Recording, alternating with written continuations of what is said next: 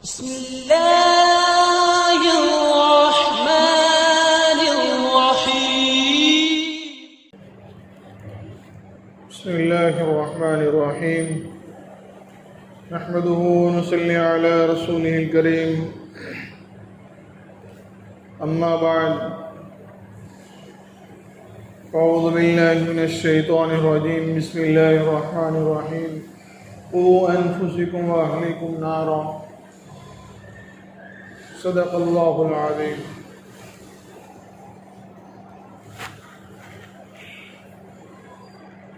अल्लाह सुब्हानहु व तआला ने जो जिम्मेदारी हम तमाम के कंधों पर रखी है उसके सिलसिले में गुज़िश्ता हफ्ते बात हुई थी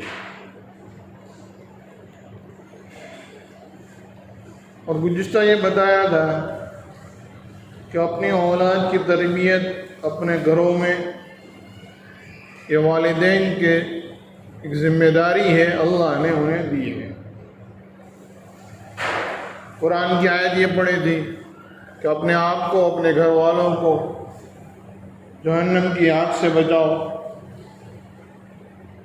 और हुज़ूर अक़दस सल्लल्लाहु अलैहि वसल्लम की एक हदीस पढ़ी थी कुल्लुकुम राइन व कुल्लुकुम मसऊलुन अन रइयतिही। हर एक आदमी ज़िम्मेदार और हर एक को अपनी ज़िम्मेदारी के बारे में पूछा जाएगा। उसी के सिलसिले में आज आगे बात करते हैं। अल्लाह सुब्हानहु व तआला ने हमारे कंधों पर ये जो जिम्मेदारी रखी है कि जहन्नम की आग से बचाना, अगरचे बोलने में बहुत आसान सी बात है कि जहन्नम से आग से बचाना है, लेकिन हकीकत में ये बात बहुत दुश्वार और बहुत कठिन है कि जहन्नम से कौन बचा लिया जाता है। वमन ज़ुहज़िहा अनिन नार फ़क़द फ़ाज़, के जो जहन्नम से बचा, ज़ुहज़िहा जो लफ्ज़ है, एक अरब के एक साथी से हमने पूछा कि ये हकीकत में इसकी वजाहत की जाए कि ये क्या है। उसने यूँ कहा कि कांटेदार टहनी के ऊपर रेशम का कपड़ा डाल दिया जावे और फिर उसको उसमें से निकाला जावे इस तरीके से कि उसमें से कपड़े का कोई धागा खींचा न जाए, एकदम सही सलामत कपड़े को उस टहनी में से, कांटेदार टहनी में से कपड़े को निकाला जावे, कि जितना मुश्किल है इसी तरीके से जहन्नम से बचना ये इतना ही मुश्किल है। और ये जिम्मेदारी हर किसी के कंधे पर है। बाप के कंधे पर बेटे की जिम्मेदारी, माँ के कंधे पर बेटे की जिम्मेदारी, शौहर के कंधे पर उसकी बीवी की जिम्मेदारी, हर कोई एक दूसरे का जिम्मेदार। अपनी जात का तो है ही, कल क़यामत के दिन अपनी जात के बारे में पूछा जाएगा, तुझे अक्ल सलीम दी थी, तुझे हमने समझ बूझ दी थी, तूने क्या किया। और फिर अपने मातहत वालों के लिए पूछा जाएगा, तेरे नीचे में हमने तुझे इतनी औलाद दी थी, उसका तूने क्या किया। आज जो माहौल चला है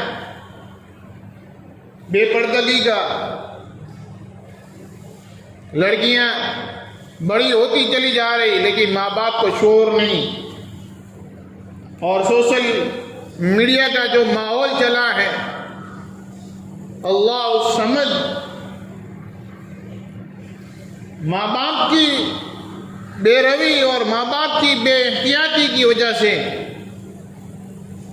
औलाद, और उसमें खास तौर से लड़कियां इतनी हद तक आगे निकल चुकी है कि अब ऐसा लगता है कि इनके हाथों में से इस मोबाइल को लेना गोया कि इनकी जान को लेने छीनने के बराबर है।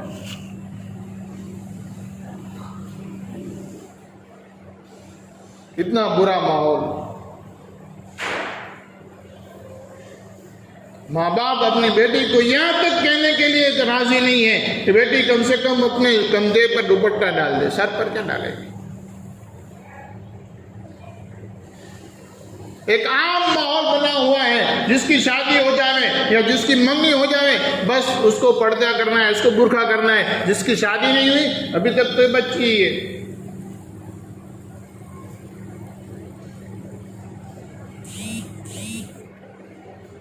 इसको क्या बुर्के की जरूरत, इसको क्या पर्दे की जरूरत, इसको घर में बैठने की क्या जरूरत। हम ये नहीं कहते हैं कि लड़कियों को घरों के अंदर पैक कर दो, औरतों को घरों में पैक कर दो, नहीं। अल्लाह के नबी अलैहिस्सलाम ने जो अहादीसें बताई है, कुरान जो आसमान में से आया है, ये मर्द औरत दोनों के लिए आया है, अलग अलग नहीं है। मर्दों का कुरान अलग, औरतों का कुरान अलग नहीं, हर एक के लिए बराबर। हजरत आयशा सिद्दीक़ा रज़ी अल्लाह ताला अन्हा आलिमा है, और सहाबा किराम बड़े बड़े सहाबा हजरत आयशा से मसले दरियाफ्त करने के लिए आया करते थे। पर्दे का एहतमाम, शरीयत सुन्नत एहतमाम, पूरी पाबंदी,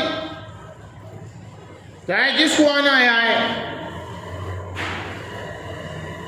बड़े बड़े सहाबा आते थे हजरत आयशा से मसला दरियाफ्त करने के लिए। हम मना नहीं करते कि अपनी औरतों को, अपनी लड़कियों को तुम दीन और दुनिया की तालीम न दो, बल्कि दें, जरूर दें, उसकी जरूरत है।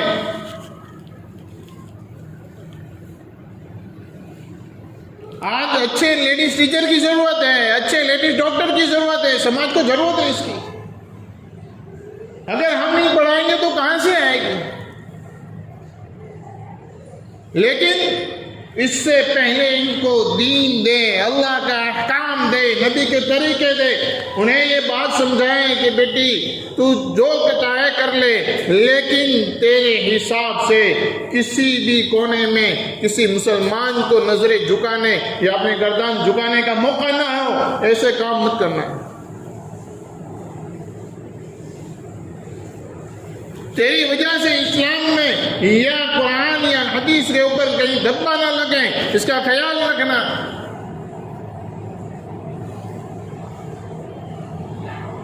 कभी किसी से बात की जाती है कि भाई अपनी बेटी को कुछ, तो बोले अरे मौलाना माहौल बहुत खराब है।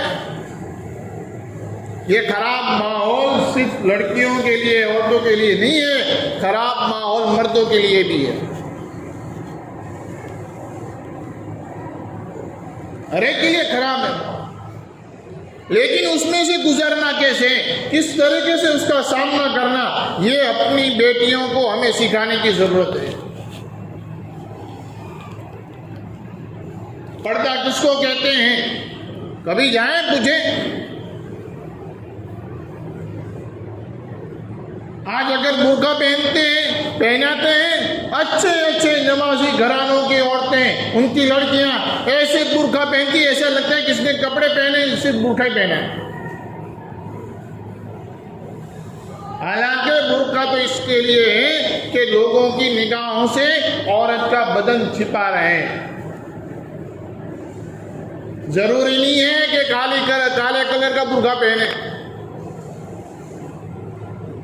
कोई भी चादर घर में पड़ी है, आप उसको इस तरीके से पहने, औरत इस तरीके से पहने कि उसका बदन लोगों की निगाहों से दूर रहे, बस ये पर्दे में शामिल है।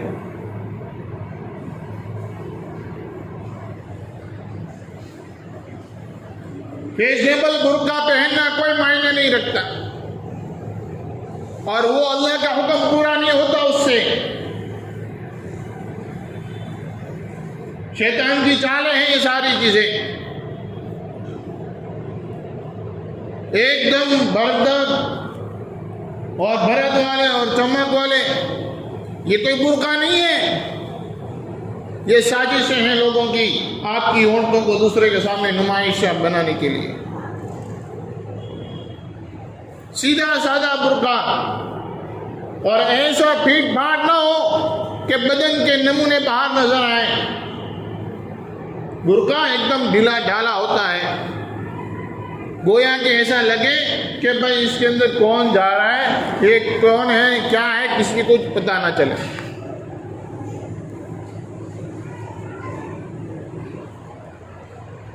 और पर्दा, हजरत हुजूर अकरम सल्लल्लाहु अलैहि वसल्लम ने एक मर्तबा सहाबे किराम की मजलिस में यूं फरमाया कि औरतों के लिए सबसे बेहतर क्या है, यानी कि सबसे अच्छा पर्दा क्या है। किसी साहबी ने कोई जवाब ना दिया। हुजूर अक़दस सल्लल्लाहु अलैहि वसल्लम ने फरमाया, ये सवाल मैंने अपनी बेटी फातिमा से पूछा था। उसने यूँ कहा, पर्दा ये है कि कोई औरत किसी मर्द को ना देखे और कोई मर्द किसी औरत को ना देखे, ये पर्दा है। हम अपनी औरतों को बुर्का पहना देते हैं, लेकिन हमारी आंखें यूं ही चमक रही है।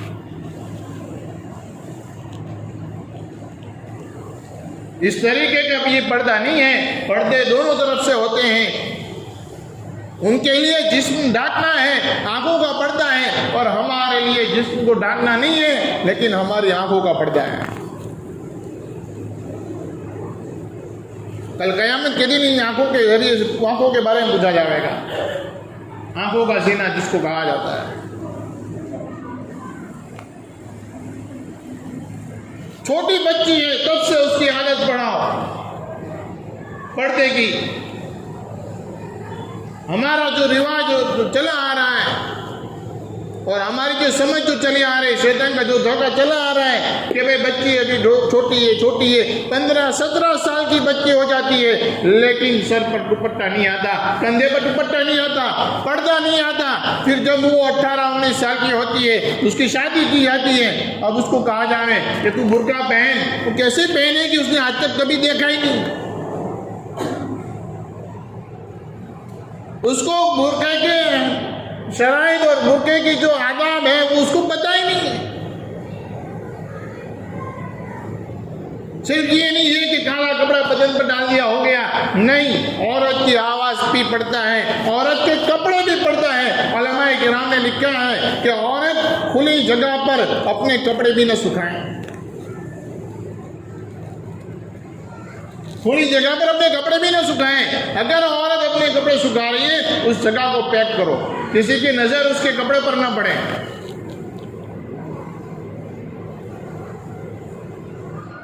औरत की आवाज पर्दा, औरत के बाल पर्दा, हर चीज पर्दे में शामिल।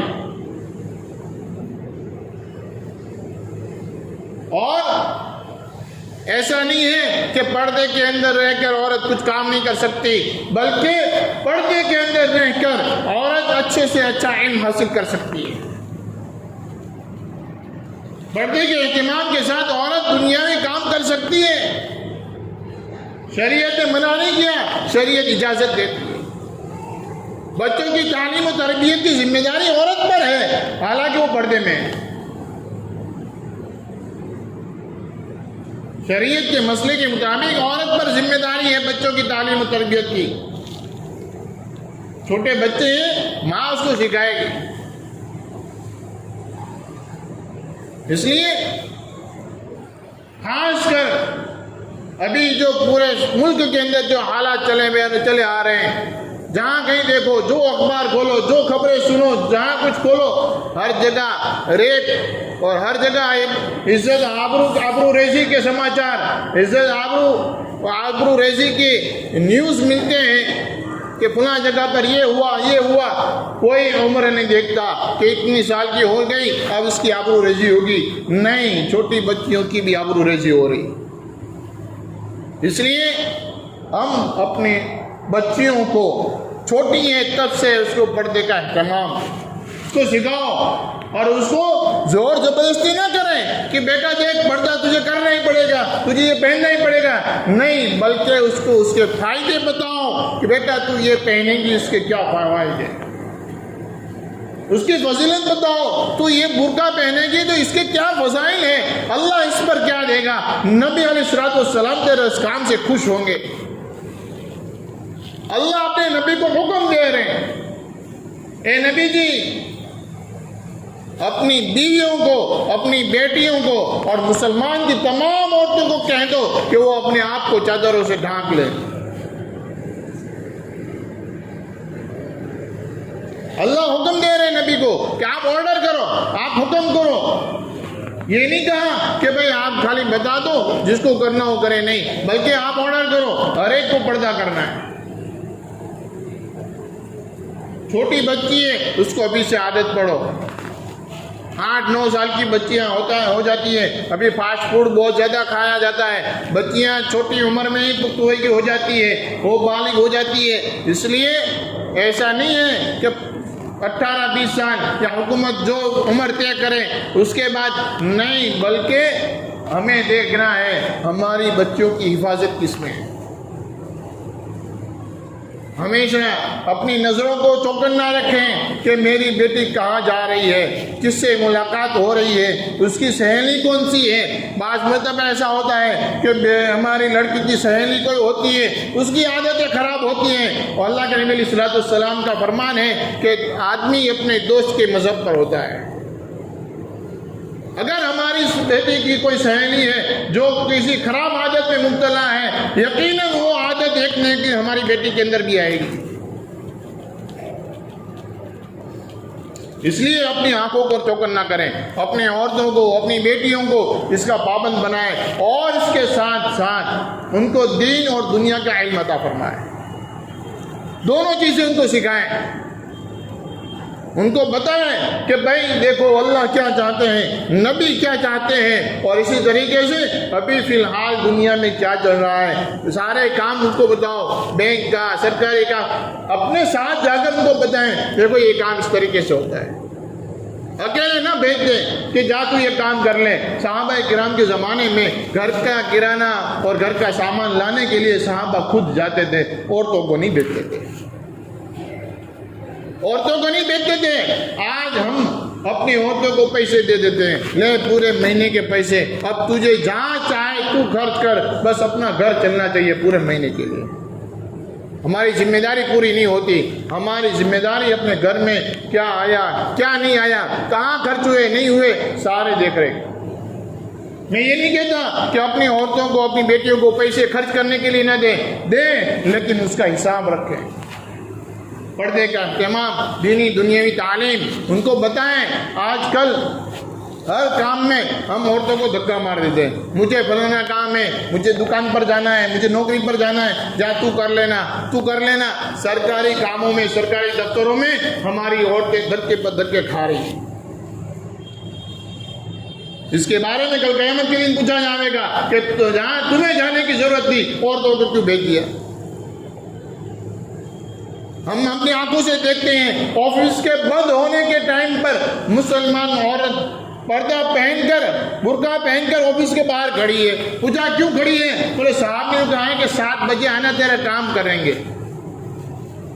6 बजे ऑफिस का टाइम पूरा होता है, 5:30 बजे जाने के वक्त भी वो ऑफिसर यूँ कहता है कि भाई टाइम पूरा हो गया, अब कल आना। 6 बजे का वक्त होता है, 5:30 बजे वो ऑफिसर आपका काम नहीं करता, और आपकी औरत को, मुसलमान लड़की को या किसी और औरत को वो ऑफिसर 7 बजे बुलाता है। क्या मतलब हुआ? ये वजह इसलिए है हम नहीं करते किसी का काम, अपने घर की औरतों को धक्का मार देते हैं, जा तू काम कर ले। सब्जी मंडी में से निकलो, सब्जी वाले, फल फ्रूट वाले कैसे गंदे अल्फाज निकालते हैं, वहां से निकलते वक्त काम बंद कर देना पड़ता है। मेरे भाइयों, दोस्तों, बुजुर्गों, हम अपनी औरतों को, अपनी बेटियों को भेज देते हैं, क्या तू सब्जी लेकर आ जा। कभी निकल कर देखो कितने कैसे गंदे अल्फाज बोलते हैं, वहां जाकर सुनते हैं, फिर वो घर आकर वो उसको बोलेंगे। ये जिम्मेदारी मर्दों की है, मर्दों को अपनी जिम्मेदारी समझ कर उसको पूरा करने की जरूरत है। इसलिए अपने आप पर रहम खाएं, अपने घर वालों पर रहम खाएं। अल्लाह रब्बुल इज्जत ने हमें जो जिन कामों का मुकल्लफ बनाया है, अल्लाह ने हमें मर्द बनाया है, तो मर्द बनकर रहने की आदत बनाओ।